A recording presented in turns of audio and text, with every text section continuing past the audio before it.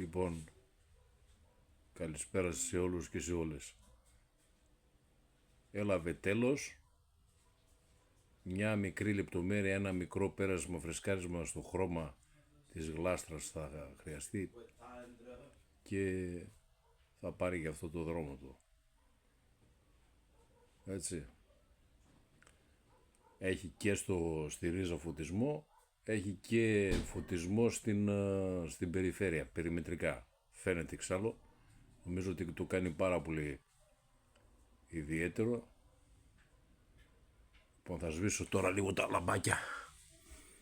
Να το δούμε λίγο στο έτσι. Σβήνουμε το κεντρικό και θα το δούμε και με το περιφερειακό. Έτσι. Το είδαμε κι έτσι. Το είδαμε κι αλλιώς. Οι επιλογές είναι του χρήστη. Καλή συνέχεια σε όλους.